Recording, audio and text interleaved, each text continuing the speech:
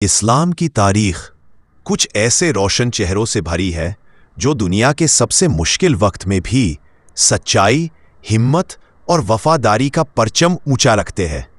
ان میں سب سے اونچا نام ہے حضرت ابو بکر صدیق رضی، رسول اللہ صلی اللہ علیہ وسلم کے سب سے قریبی دوست، پہلے خلیفہ اور وہ شخص جس نے بکھرتی ہوئی امت کو پھر سے سنبھال لیا۔ یہ کہانی اس دور کی ہے جب نبی پاک صلی اللہ علیہ وسلم دنیا سے رخصت فرما چکے تھے اور مدینہ کی فضائیں سناٹے میں ڈوبی تھی۔ لوگ ٹوٹ رہے تھے، دل کانپ رہے تھے اور امت کے سامنے زندگی کا سب سے بڑا امتحان کھڑا تھا۔ رسول اللہ صلی اللہ علیہ وسلم کا وصال اور مدینہ کا صدمہ۔ ہوا کی آواز، لگ تک دکھد ٹریک۔ نیریٹر: مدینہ کی گلیوں میں خاموشی پسری تھی۔ نبی علیہ السلام کے وفات کی خبر پورے شہر میں آندھی کی طرح پھیل چکی تھی۔ کچھ صحابی اپنی ہوش و حواس میں نہیں تھے، کوئی یقین کرنے کو تیار نہیں، کوئی آنسوؤں سے بھیگ رہا تھا۔ تھوڑا پوز، اسی وقت ایک آواز بھیڑ کو چیرتی ہوئی آگے بڑھتی ہے۔ ابو بکر صدیق رضی، رسول اللہ۔ نبی صلی اللہ علیہ وسلم کے جانے کے بعد امت کے سامنے سب سے بڑا سوال کھڑا تھا، اب قیادت کون کرے گا؟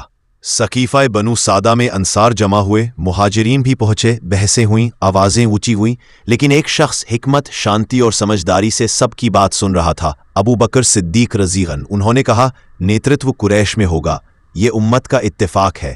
انہوں نے دو نام پیش کیے، عمر رضی اور ابو عبیدہ رضی۔ عمر رضی ترنت اٹھ کھڑے ہوئے اور بولے، اللہ کی قسم، ابو بکر سے بہتر کوئی نہیں۔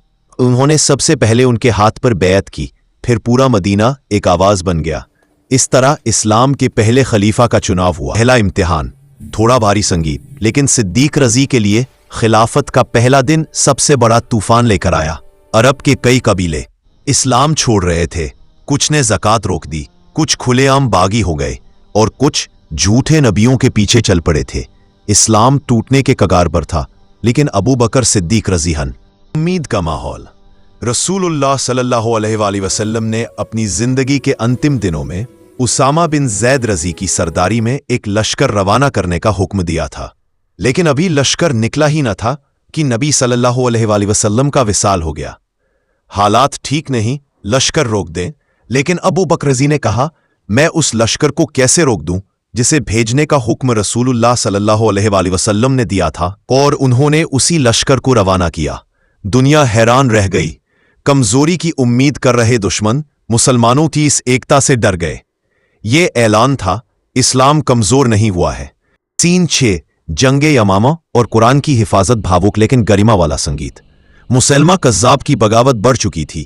حضرت خالد بن ولید رضی کے قیادت میں جنگ یمامہ ہوئی، سینکڑوں حافظ قرآن شہید ہو گئے۔ یہ مقام اسلام کی تاریخ میں سب سے نازک پل تھا۔ حضرت عمر رضی دوڑے ہوئے ابو بکر رضی کے پاس گئے اور بولے، اگر حافظ اسی طرح شہید ہوتے رہے تو کہیں قرآن کا کوئی حص؟ صرف 2 سال میں سارے باغی قبیلے جھک گئے، جھوٹے نبی ختم کر دیے گئے، زکوٰۃ کا نظام پھر سے چل پڑا، اسلامی فوجیں عراق اور شام کی سرحدوں تک پہنچ گئیں، بیت المال مضبوط ہوا، اسلام پھر سے ایک طاقت بن کر ابھرا۔ یہ سب ایک خلیفہ کی دور اندیشی اور بے مثال ایمان کا نتیجہ تھا۔ صدیق رضی اللہ تعالی عنہ وہ خلیفہ تھے، لیکن دل میں ادبھت سادگی۔ اپنا کپڑا خود دھوتے، غریبوں یتیموں کے گھر کام کرنے جاتے، راتوں کو گلی گلی پھرے تاکہ کسی کا چولہا ٹھنڈا نہ رہے۔